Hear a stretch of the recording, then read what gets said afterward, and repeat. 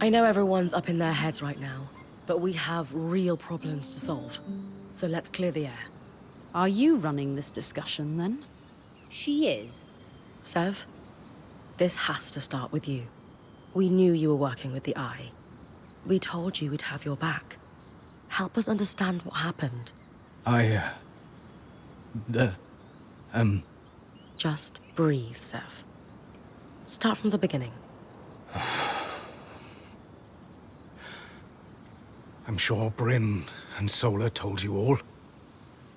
But I belong to an order called the Norians. We're sometimes called the Watersmiths. Imagine my surprise to learn our talents had been critical to the construction of the tapestry. Our order binds us to always help another Norian. Especially a high-ranking one like Stanild. And to keep their secrets. So that's how he sunk his claws into you. Why is the Order so secretive? We've always been critical to the survival of Taza. Water is life in the desert, and we control the flow of water. The Elders have a secret political chokehold on the kingdoms. The altruistic Norians will tell you the secrecy is so no one can undo our work. But I have my doubts. And so, the Order operates in the shadows. I imagine they were much the same here in the Enclave.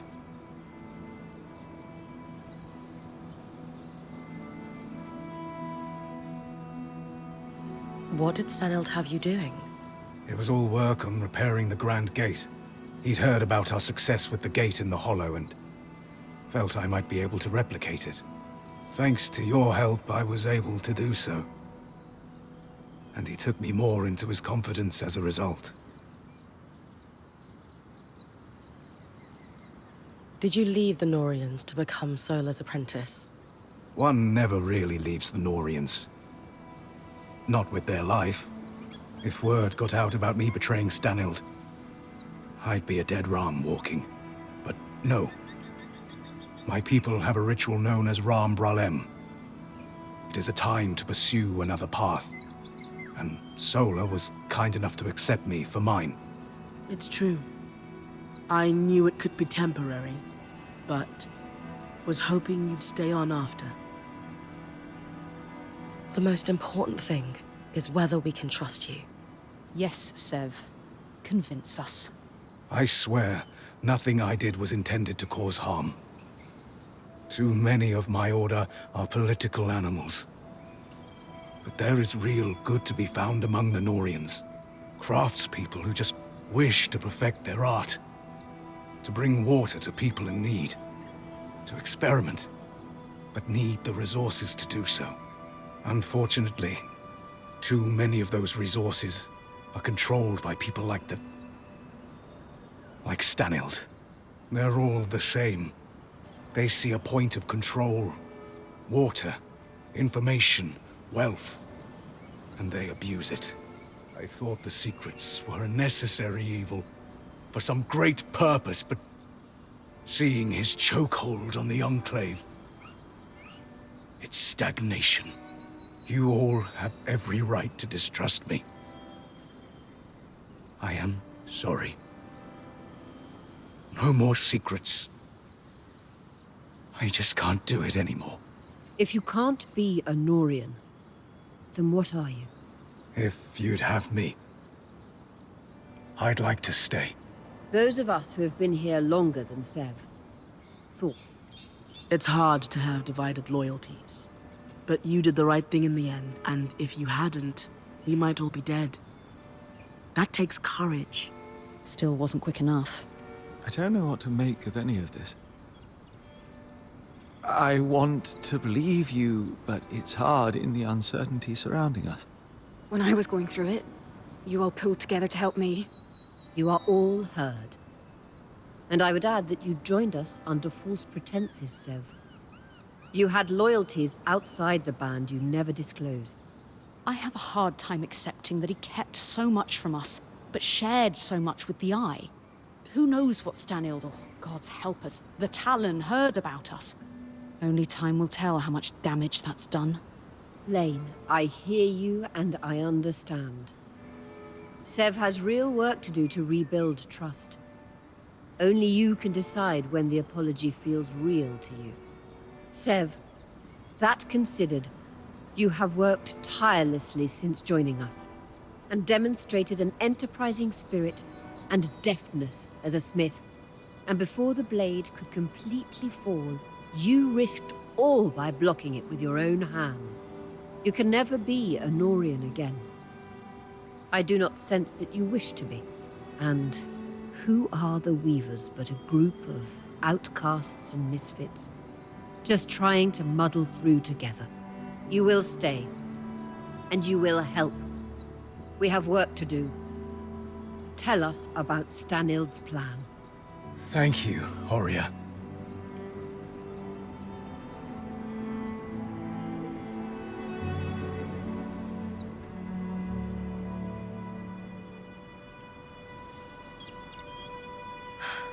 This has been a rough ride for us all. This entire situation is unreasonable. Or would be for most, but not us. We're weavers, Sev included, and rolling with the punches is what we do. But here's our challenge. That Talon. It spoke. It knew things it couldn't know about us. We're on the back foot and need to catch up fast. Then let me, as Oria said, help. After I repaired the gate, Stanild took me completely into his confidence. He'd been questioning and learning from the Talon.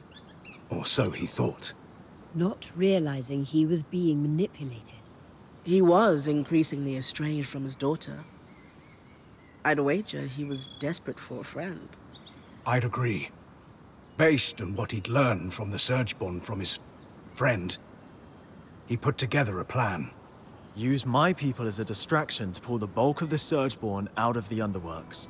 All while he used the gate to... what?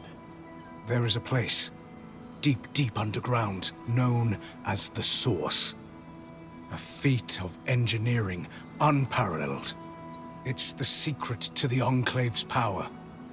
The abundance of magic. The heart of the tapestry. The thing powering the Veil. There was only a single loom gate still connected to the Source after Asylum cleared all connections. And I'm the one who repaired it. The Grand Gate would take him right to the heart of things then. Exactly. Stanild thought he could... what? Sneak down there and fix things somehow? Tear down the Veil? His hope was to go down and secure a working space, sealed off from the distracted Surgeborn. He wanted to eventually fix things with the help of the Spindle. All glory to his family. That arrogant idiot. He'd read in his personal archives there was a system designed to shut down the Source. In the hopes of discovering how it worked, he had been feeding information to the Spindle about it in drips. Meaning she might have been working on a fix for the Source without knowing it. Then we have to pursue her research, clearly. Good. But we still have the problem Stanild never saw coming. A great Surgeborn. Which almost certainly will be unkillable, if it operates like every other Surgeborn. It's hard to imagine any place more full of tangles than the literal source of the magic that's overflowing. On that, I have an idea. If I'm right, we might be able to turn the tables and remove its advantage. I'll need Bryn's help if that's all right with everyone. Of course. If it gives us a chance, we have to take it. I agree. Has anyone just thought to ask the Talon? What would we ask it? Favorite color? Favorite way to disembowel Ashar? No, she's right. It has clearly demonstrated an interest in Bryn. Maybe she could pry some information out of it. I'm not sure I'll get much. But I'm also sure I'm not going to think it's my friend. So, worth exploring? Then we have a path forward. Sev will pursue his thoughts on dealing with that beast. My people have started calling it the Herald. Of destruction? Doom? Why not both? As I said, people are on edge. Fine. Sev pursues weakening this herald. We work with the Axle to look into the Spindle's latest research. And if she feels like it, Bryn has a chat with our imprisoned Surgeborn. As good a path forward as we are going to find. Let's call it here and get to work.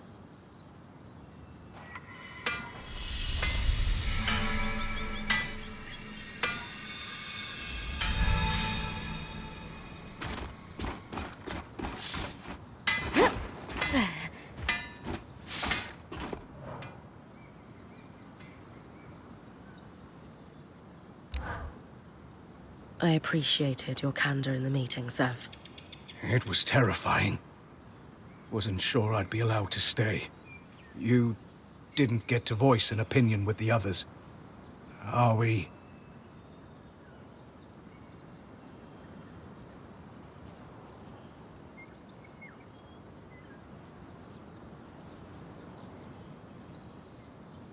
All circumstances aside, you saved the day. Sola and I said we had your back, and it paid off. Quick thinking having the scry open. I knew something was wrong the moment that thing started talking to me when Stanild wasn't around. It was very focused on you. Me? So much so that it said the only way the plan would succeed was if you talked to it. It reeked of trap. I didn't survive a decade around Tarzan Norians without picking up when someone's holding a knife behind their smile. But you still took me down there. Sorry. An educated risk. I felt there was nothing it could do and wanted the whole band to hear it talk. I don't think it understood we have the scry. And Stanild wouldn't use one, of course. The Talon was his deepest secret. Whom would he tell? Can you tell me more about Stanild's plans for once he went through the Grand Gate? He was counting on Isla. She was exceptional at protective fields. But even then, no. I don't think he had a real plan. The Talon had convinced him he'd be able to survive, and fool that he was, he trusted it. We can't afford that mistake. But I have a theory. You know how the weather sometimes skews wildly hot and cold? Right. The aeroliths. What else do we see on similar cycles? Miasma. Exactly. So, it follows. You think the aeroliths are able to affect raw magic somehow? I do. And in Stanild's private records and designs. I found notes, specifically on aeroliths with Norian commentary. You think the Norians were involved in their creation? It would certainly explain why Tarza had such access to aeroliths before the Surge. If I'm right, this might be the key to making the source survivable. Fewer tangles means less dead me. Absolutely. Where do we start? You'll need to head to the Watersmith area of the Institute, and I'll guide you from there.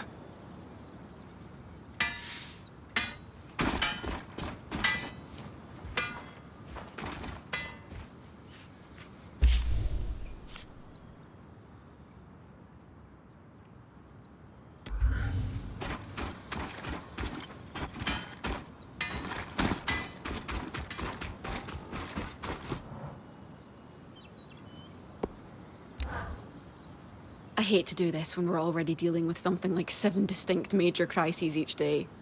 I've got 2 pieces of bad news. Which one do you want to hear first?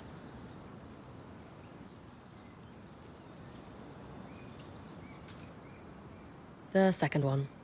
Excellent choice. We have a stove problem. We use specially enchanted coals to maximize burn time and minimize weight, and we're dead out of them. And second, the stove itself is dented. Rather badly. What? How did that happen? I don't know. I don't do stove maintenance. I'm the logistics girl. Maybe Sev sat on it. He's still got bum fur, so if he did, it wasn't on.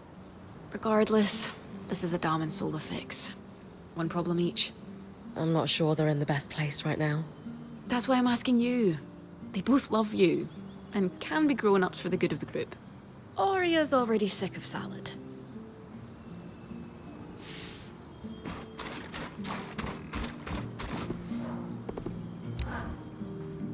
Hey, Mind if we talk somewhere private? Lead the way.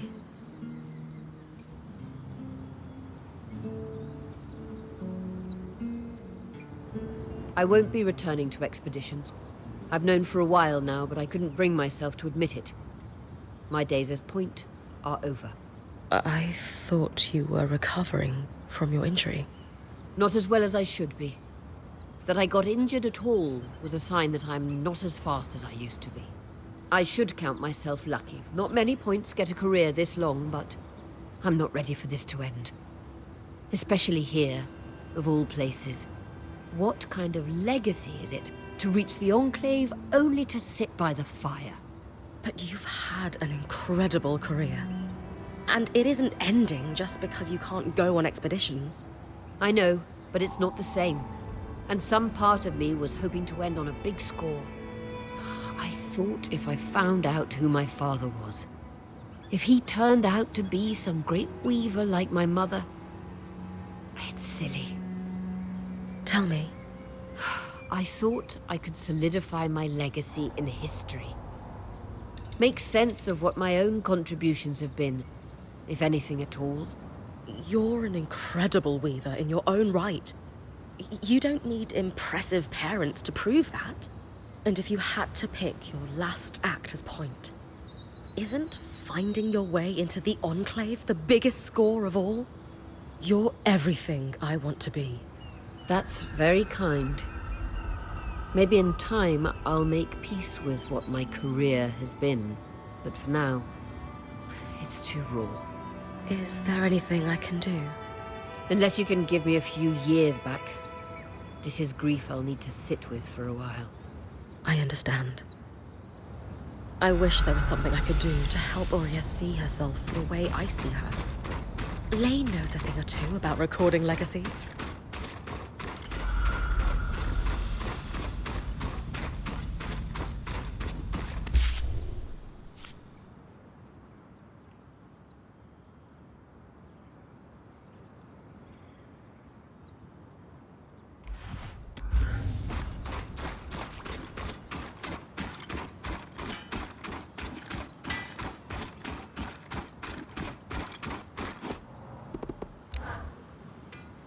Lane, I was wondering if you could help me with something. What is it? Well, it turns out Oria's search for her father wasn't just about finding her family. Crusades into one's lineage rarely are. Let me guess. She didn't find the missing piece of herself that she hoped she would, and now she's having an existential crisis. Yeah, that kind of sums it up. It happens. So, what has all this really been about? She knows she needs to retire, and she's struggling with what her legacy has been. Ah, isn't it strange how the most accomplished people never seem to recognize their own success? Yeah, I was hoping you could help with that. After all, isn't chronicling a legacy your specialty? We could certainly commemorate her career with a written account. A lovely idea. I would suggest we personalize it with anecdotes from each of our traveling companions, as they've been in Oria's band longer than you or I. Would you interview them for me? Legacies may be my specialty, but you might have the leg up when it comes to connecting with others. Sure, I can do that. Any tips on what to ask them? Ask whatever you like. Maybe you want a few humorous stories in the mix. Or some readers prefer heartfelt. Why don't I start by interviewing you? Me? Of course. We'll need your input. What has Oria meant to you?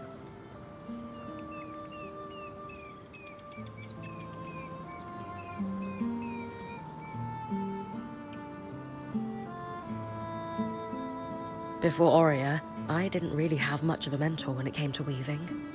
Sure, I picked up things from my old band, but she takes passing on knowledge so seriously. And her love of our culture comes through in how she teaches. Great. I'll transcribe that and start her biography. Take notes when you speak to the others and come back to me.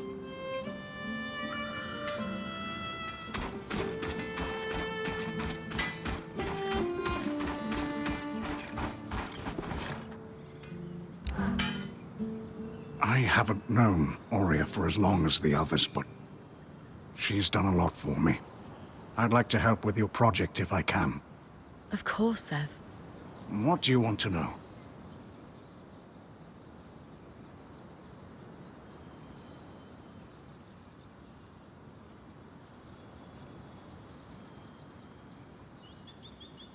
What drew you to Oria's Weaver Band? Truthfully, it was Sola. I wanted to learn as a smith's apprentice, and her craftsmanship is unparalleled. But, I suppose, something she said about her leader always stuck with me. She said that Oria valued competence and accountability above all else. It didn't matter what your station was or where you came from. In the Norian Order, station was all that mattered, along with towing the line. I don't know. I thought it would be freeing to just focus on the work for once. I suppose getting trapped with us wasn't the freeing experience you hoped for. In some ways, no. But it's nice to be valued for my work, instead of my ability to cover for a superior's poor behavior. Thanks, Sev. Glad to be of service.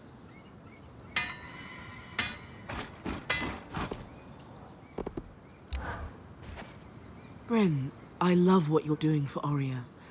How can I help?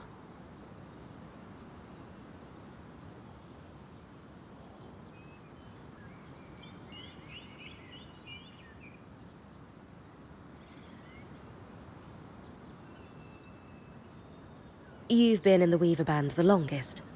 How do you think Oria has changed throughout her career?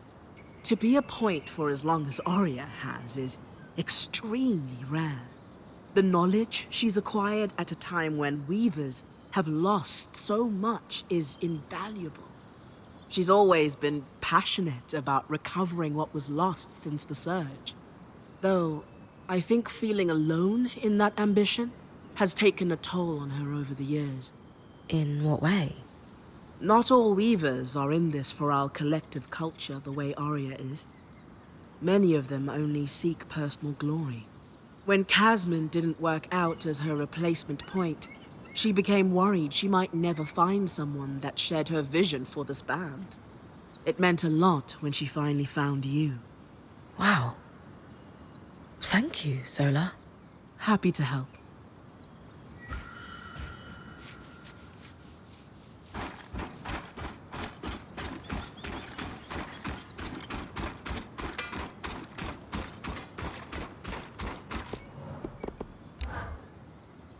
Your idea to commemorate Oria's career with Lane is lovely. How can I help?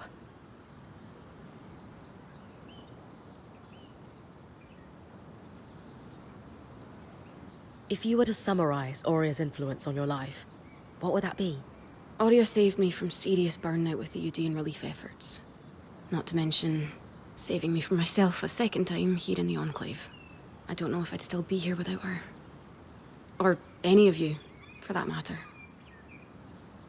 Anyway, the longer I worked the relief ships, the worse the fatigue hit me. And I think that had become my entire identity. Barely a few minutes into meeting me, Oria asked if I ever thought of becoming a weaver. I thought she was mad. But I guess she had observed me giving orders and organizing shipments on the docks all morning. By the end of our conversation, I had a new purpose and a home in our band. That's perfect. Thank you for sharing. My pleasure.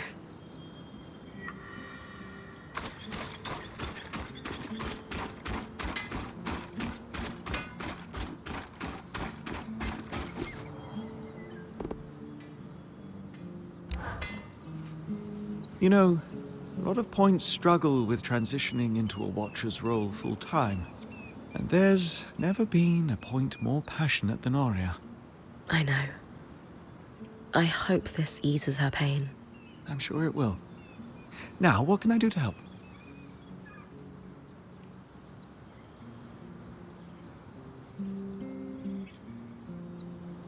We'll definitely highlight Oria's accomplishments, but I'm wondering if you've got any lighter stories to share. Oh, there was this one time I had to borrow a pair of her trousers after an experiment went awry. Well, borrowed without asking first. So you stole her trousers? And they fit you? It was wash day, and I was trying to accelerate the drying process with a little magical heat. When all my clothes went up in flames, no one else in the camp would let me touch theirs. So I borrowed a pair from Oria while she was out on an expedition, hoping to find a solution before she returned. Alas, I did not. When she came back, she simply cocked a brow and said they looked better on me than her. I still have those trousers. They're comfortable, so I wear them on wash day for a laugh. And if I have to belt them above my ribs, so be it. Thanks for sharing, Dom.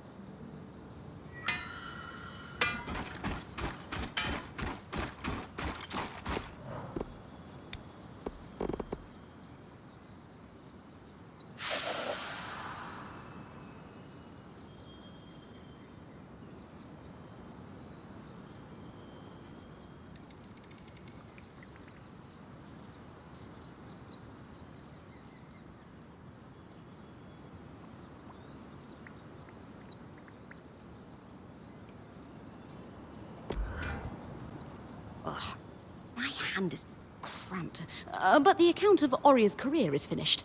Great. I'll gather everyone if you're ready to present it. I'll need to ice my quill hand. But, of course. Let's hope she likes this. She will.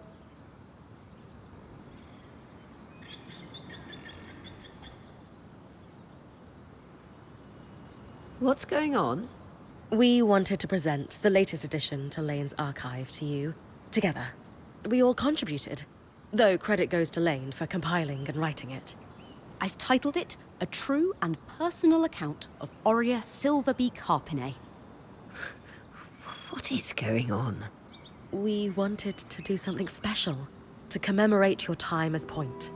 You didn't have to do all this. We did. You've done more for each of us time and time again. No one is more deserving of a place in Weaver history than you, Oria. So we took it upon ourselves to write you one. As a thank you for everything. I don't know what to say. Lane, why don't you read just the opening? Oria Silverbeak, as she came to be known, was born to Sharian Harpinet and Eugenius Osphine inside the Enclave just before the Surge.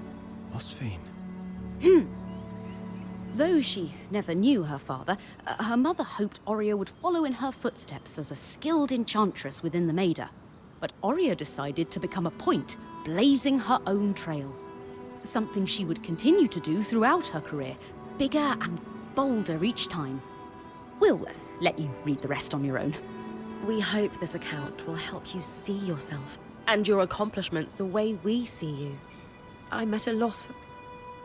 All I can say right now is thank you.